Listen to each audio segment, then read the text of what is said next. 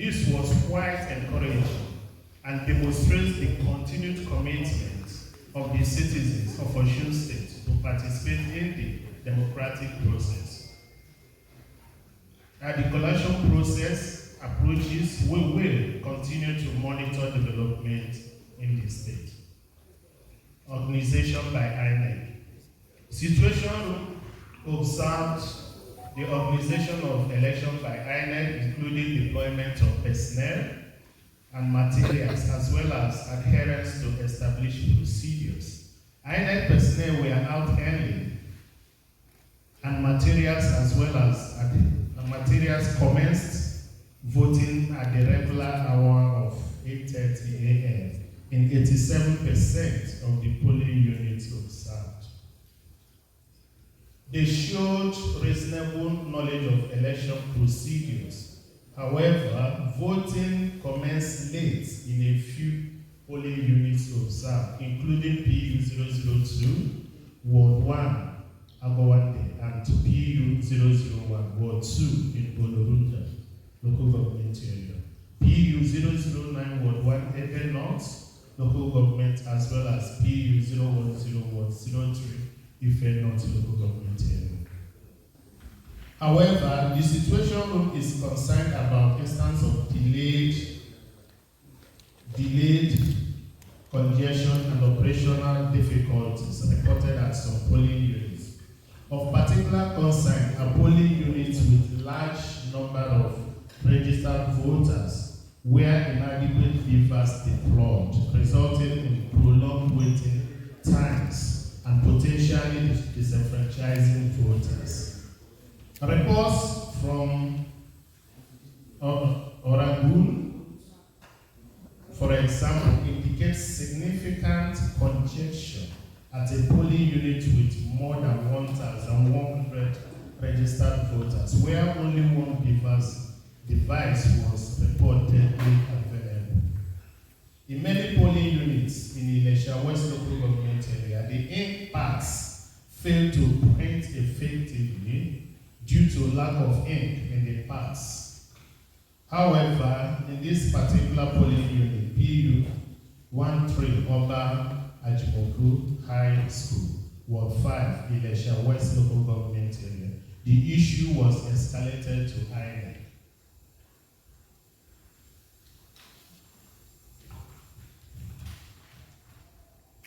Accreditation and beavers. The effective deployment and functionality of the bimodal voter accreditation system remain a critical determinant of the credibility of today's election. The Situation is particularly concerned by reports of congestion and slow accreditation process associated with beavers in some polling units. This concern is significant given the technical difficulties recorded during the mock accreditation exercise concluded ahead of today's election.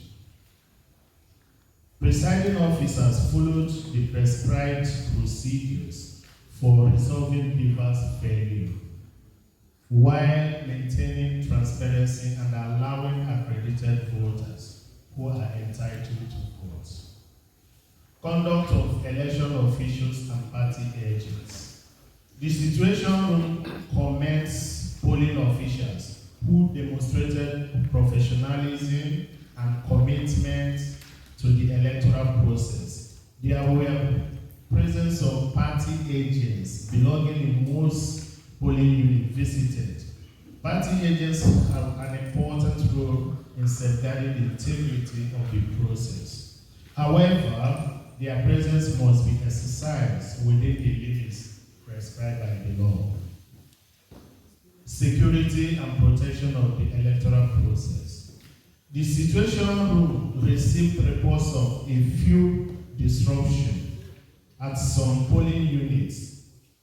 For instance, in PU 005, Ebola Village 2, Ebola Ward in Boribe local government, our observer was physically harassed by party agents in PU 006. Ward 5 in Irewole local government area. We received reports of thugs causing chaos.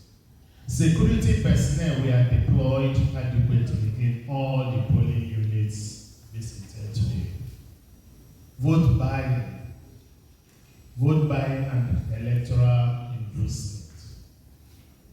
There were observation of vote buying and all forms of electoral inducement, including sharing of jollof rice and drinks in PU 0088, Ward 6, the Osun local government area, which caused a lot of disorderliness.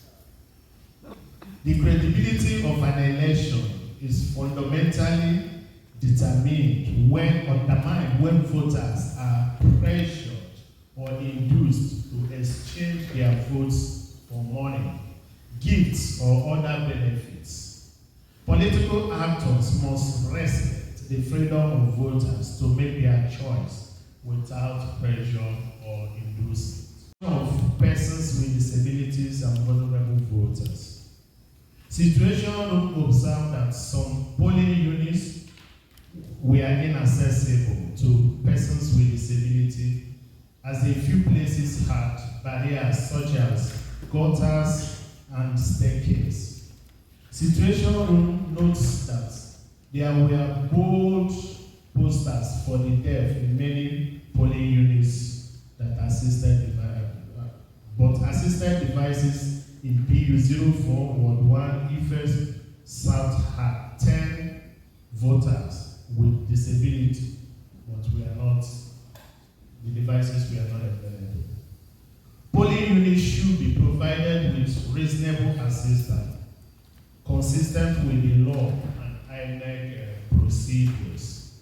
Counting and result management. Counting and the result management process has begun.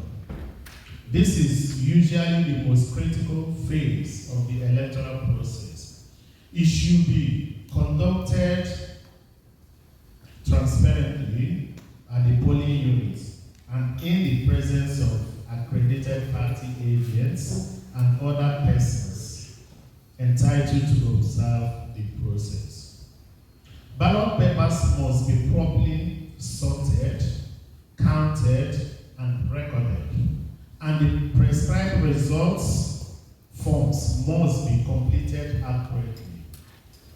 Polling units results should be announced in accordance with the law and the procedures, with copies made available to those entitled to receive them. Any disagreement concerning result must be documented.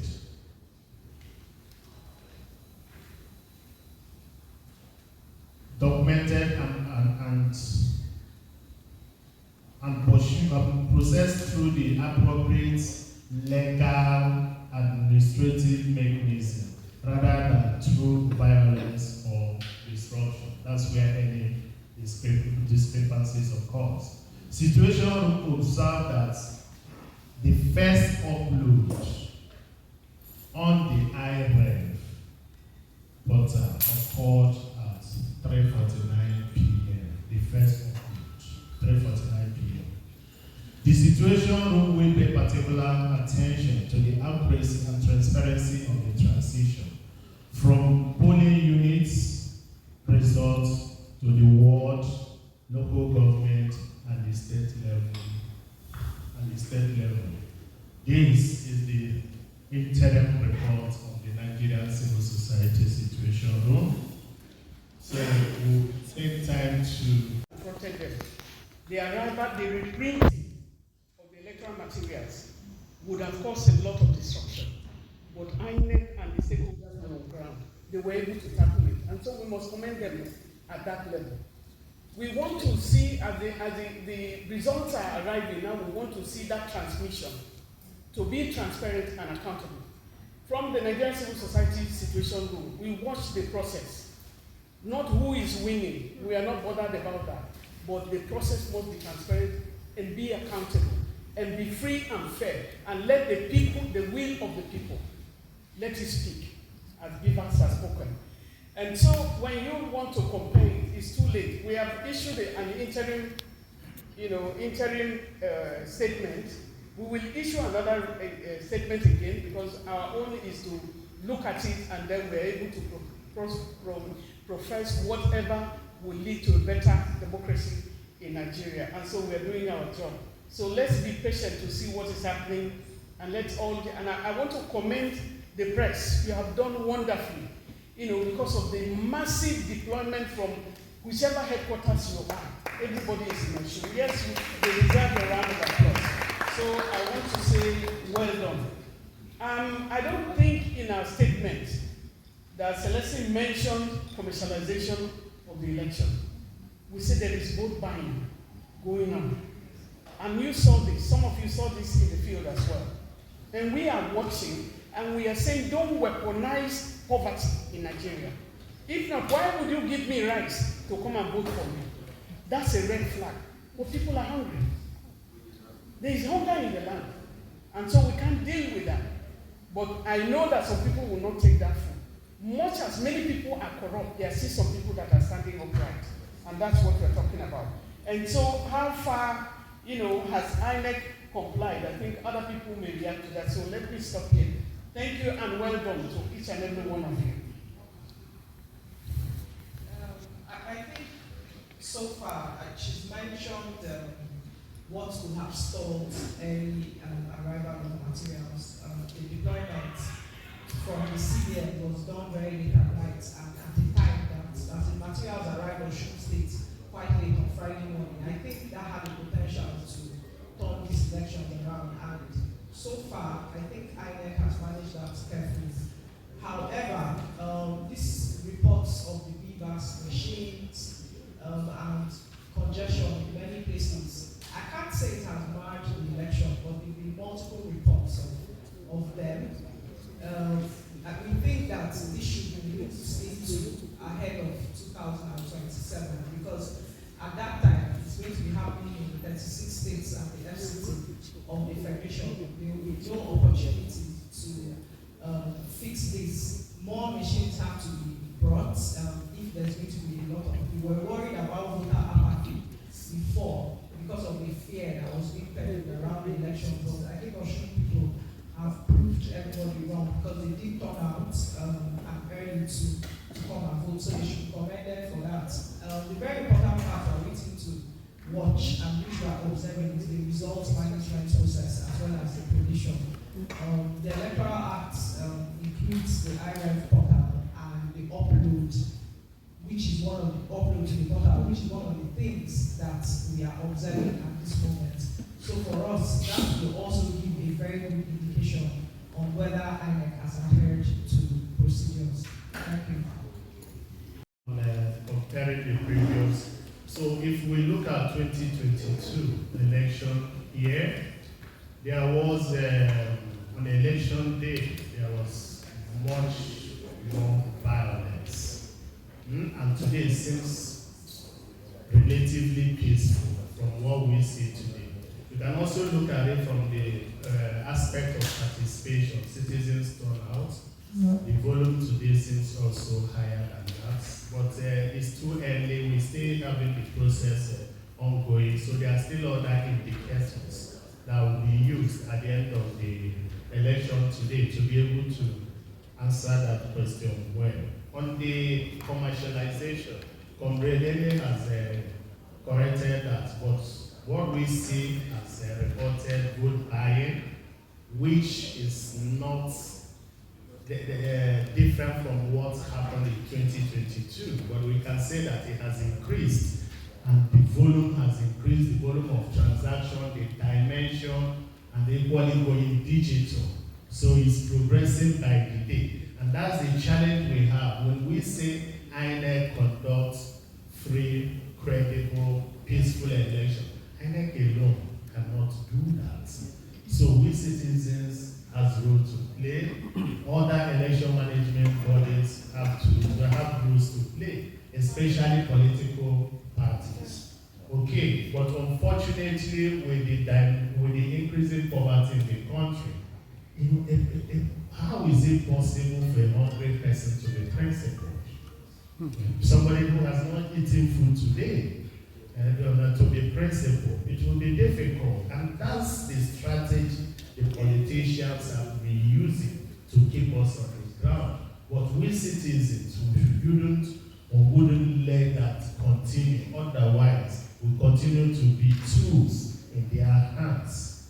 When you ask to which extent did INEC comply with regards to I presume the Electoral Act 2026, the guidelines, I think to a large extent they did with regards to our reports, they did to a large extent. But by the end of the poll, our final report will give more detail. Is there more questions here? Go.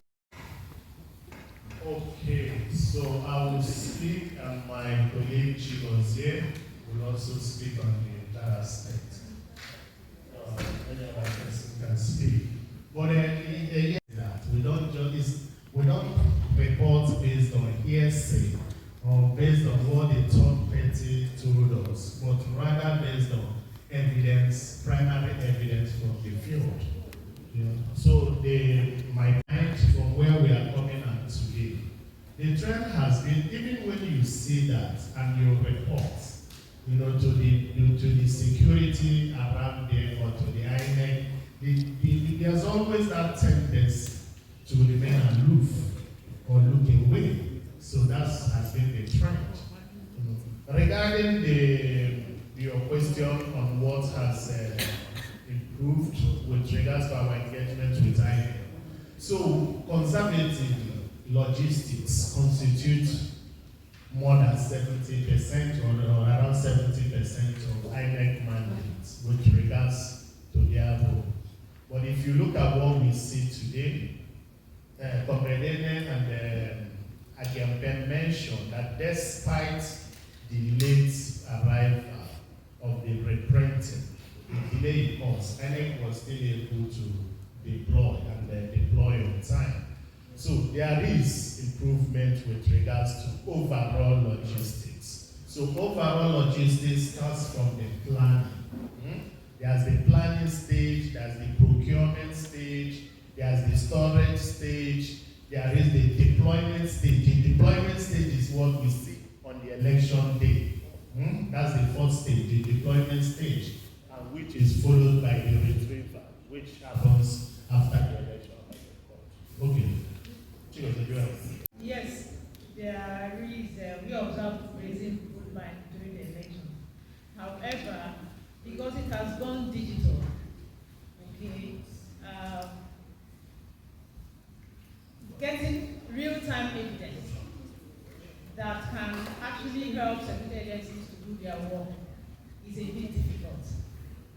I remember the very first PU we stayed this morning. That was the very first thing I observed.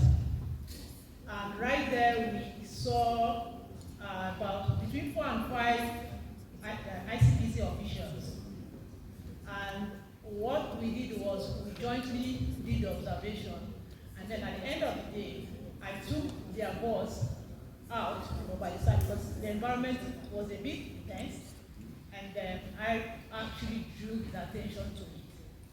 Okay, so now it's digital vote trading that is happening, and so getting real-time evidence that is admissible in the court that will help law enforcement personnel to do their work is a bit challenging.